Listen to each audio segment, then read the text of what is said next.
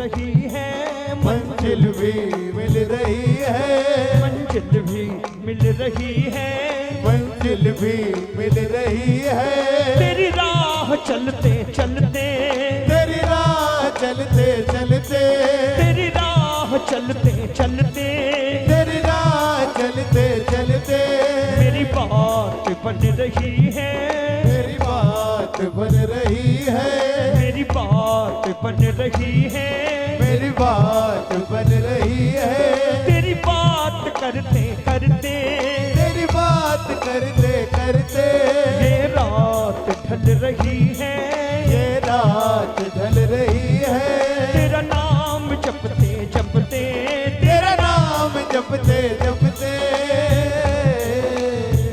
एक बार हाथ ऊपर करो, बताऊंगा कि ठाकुर की बातें करते करते कैसे अपनी बातें बनने लगती हैं। तालियां बजा के एक बार मस्ती में मिलके।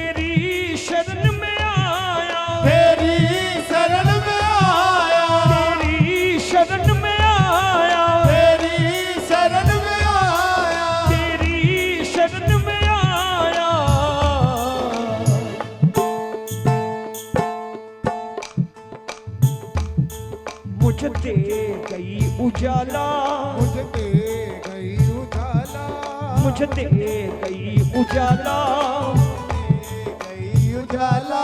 तेरी जोत जलते जलते, तेरी जोत जलते जलते, तेरी जोत जगते जगते, तेरी जोत जगते जगते।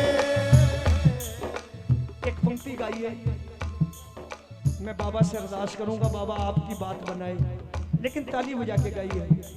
मेरी बात बन रही है, मेरी बात बन रही है, मेरी बात बन रही है। तेरी बात करते करते, तेरी बात करते करते, ये रात ढल रही है, ये रात ढल रही है। तेरा नाम जपते जपते, तेरा नाम जपते जपते। ये हाथ ऊपर करके ये मस्ती में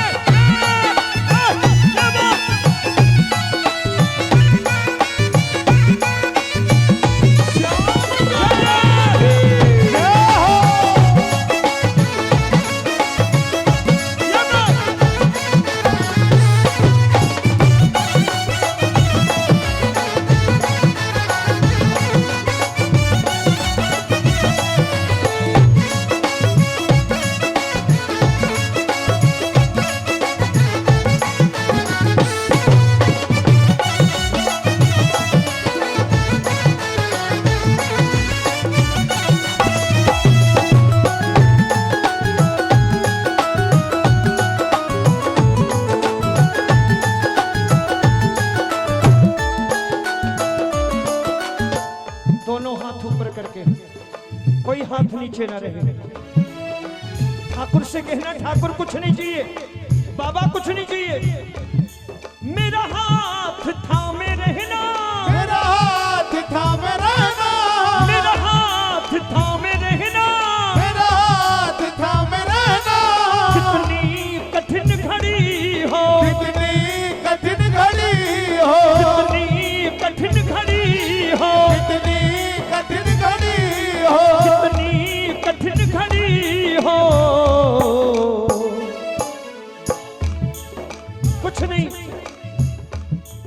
दर आपका न छूटे, दर आपका न छूटे, दर आपका न छूटे, दर आपका न छूटे। रोमी से मरते मरते, रोमी से मरते मरते क्यों ना छूटे। मेरी बात बन रही है, मेरी बात बन रही है, तेरी बात करते करते, तेरी बात करते करते। कैसे बनती है बात। विदुर जी के बारे में जानते होंगे आप, दुर्योधन के काका और कौरवों के मंत्री, हस्तिनापुर में मंत्री विदुर जी, लेकिन लोग उन्हें संत विदुर कहते थे। संत थे, रहते कौरवों के बीच में थे, कौरवों के दरबार में अपनी भूमिका निभा रहे हैं ईमानदारी से, लेकिन संत इसलिए कि राज्य सरकार की उन्होंने कोई सुविधा नहीं दे रखी है, झोपड़ी डाल रखी है और अपनी पत्नी विदुरानी के साथ भगवत भजन में लीन रहते थे। विदुरानी कहती थी कि स्वामी, हम जिनका नाम सुमिरन करते हैं वो मोर मुकुट बंसी वाला मेरे घर कब आएगा। मुझ गरीब के घर भी कन्हैया आएंगे क्या। विदुर जी कहते थे भगवान चिंता मत कर, बड़ा दयालु है, आएगा। और एक दिन की घटना देखिए, मैं 5 मिनट लेना चाहूंगा आपका। कन्हैया दुर्योधन के दरबार में आए, कौरवों के दरबार में, दुर्योधन को यह समझाने के लिए कि दुर्योधन, पांडवों को 5 गांव दे दो, महाभारत का युद्ध टाल लो। दुर्योधन ने बड़े अभिमान पूर्वक कहा, माधव तुम्हारा स्वागत है, तुम मेरे दरबार में आए हो, लेकिन मैं सुई की नोक के बराबर भूमि नहीं दूंगा, मैं युद्ध लड़ूंगा। कन्हैया ने मुस्कुरा करके कहा, जैसी तुम्हारी इच्छा, मेरा धर्म था तुम्हें समझाना, मैंने समझा दिया। कन्हैया वापस लौटने लगे, सुनना। तो दुर्योधन ने आवाज लगाई, माधव सुनो। कन्हैया पलटे। दुर्योधन ने कहा, माधव मेरे महलों में पहली बार आए हो, ऐसे मत जाओ, कुछ जलपान ले लो, कुछ भोजन कर लो। तो मेरे ठाकुर ने कहा कि देखो दुर्योधन, इंसान 2 परिस्थितियों में, ये पुराने जमाने की बातें हैं कि इंसान 2 परिस्थितियों में घर से बाहर भोजन करता है। एक अत्याधिक रूप से भूखा हो, कि भूख बर्दाश्त ना हो रही हो तो बाहर भोजन कर लेता है, और दूसरा जब कोई बड़े ही प्रेम से निमंत्रित करे, इच्छा ना भी हो तो भी इंसान थोड़ा सा पा लेता है।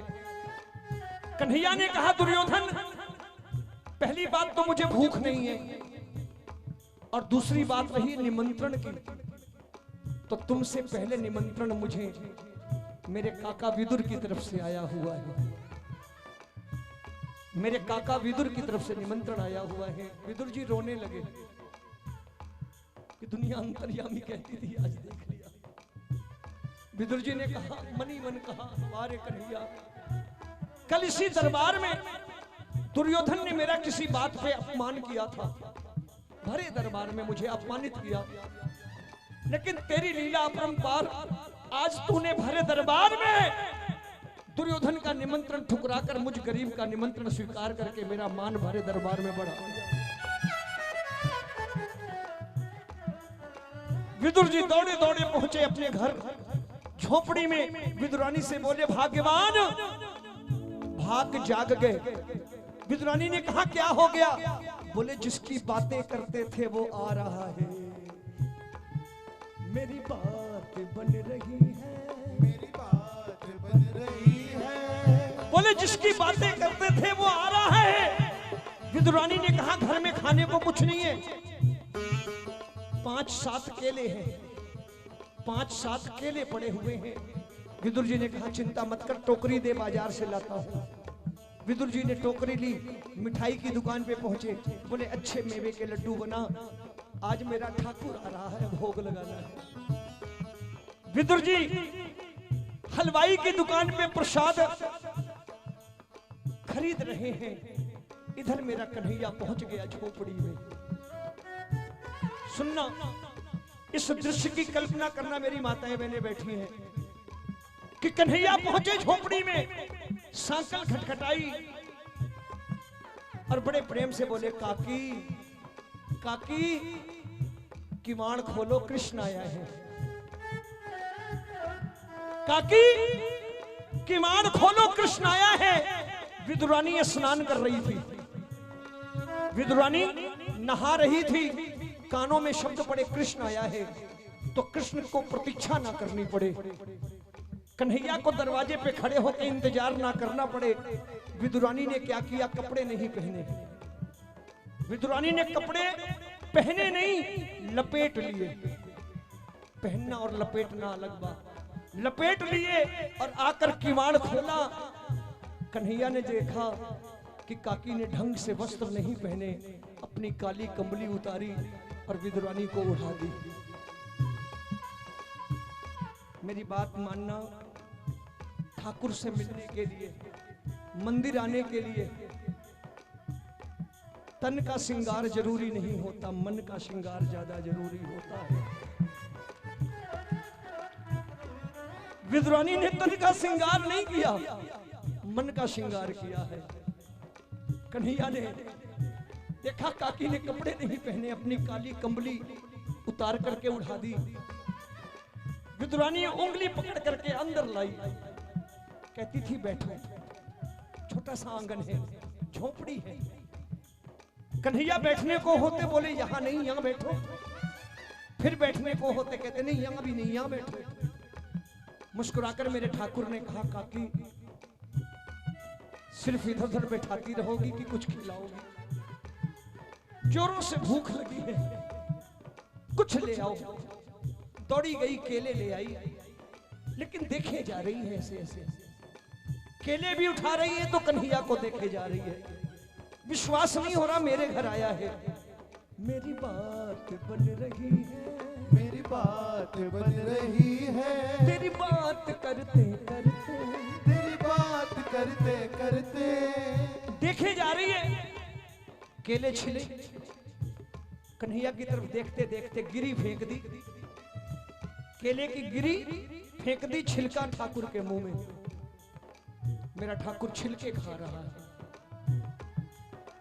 और विदुरानी देखे जा रही है, मेरे घर आया है।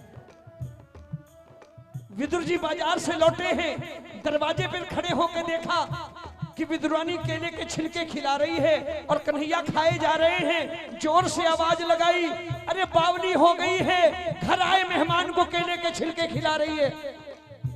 कन्हैया ने ओठों पे उंगली रखी कि काका शांत हो जाओ, आनंद आ रहा है। विदुर जी नहीं माने, पत्नी को झिझोड़ दिया, पागल हो गई है, देख सारी गिरी नीचे फेंक दी, छिलके खिला दिए ठाकुर को। विदुरानी रोने लगी, क्या करूं, वश में नहीं हूं। विदुर जी ने अपने लड्डू का टोकरा, जो टोकरी थी, आगे करी कि भोग लगाओ। एक टुकड़ा तोड़ा ठाकुर ने, गौर करना, एक टुकड़ा तोड़ा और मुंह में डाला और डालते ही कह दिया काका एक बात सच्ची बोलूं? बोले बोलो। बोले जो आनंद काकी के छिलकों में था ना, वो इन मेवे के लड्डुओं में नहीं आ रहा मुझे। अब विदुर जी रोने लगे कि मुझसे भूल हो गई लगता है। बोले काका रो मत, मेरी फितरत ही ऐसी है, मेरी आदत ही ऐसी है। इन युगों में, इन दिनों में नहीं, इन युगों में, मैंने इन युगों में सिर्फ 2 बार जी भर के खाया है। त्रेता में जब शबरी ने जूठे बेर खिलाए थे, तब मैंने जी भर खाए थे। आज मेरे काकी ने केले के छिलके खिलाए, आज मैंने जी भर के खाए हैं। मेरा हाथ था में रहना, मेरा हाथ था में रहना, मेरा हाथ था में रहना, मेरा हाथ था में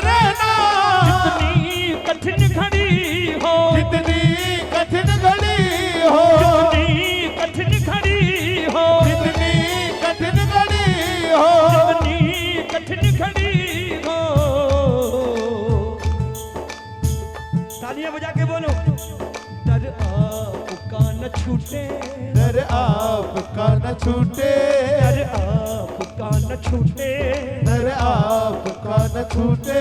रोमी से मरते मरते, रोमी से मरते मरते। एक बार सारे हाथ ऊपर करके कहना, मेरी बात बन रही है, मेरी बात बन रही है, मेरी बात बन रही है, मेरी बात बन रही है। तेरी बात करते करते, तेरी बात करते करते, तेरी बात करते करते, तेरी बात करते करते। ये रात ढल रही है, ये रात ढल रही है, ये रात ढल रही है, ये रात ढल रही है। तेरा नाम जपते जपते, तेरा नाम जपते जपते, तेरा नाम जपते जपते, तेरा नाम जपते जपते, तेरा नाम जपते जपते, तेरा नाम जपते जपते, तेरा नाम जपते जपते, तेरा नाम जपते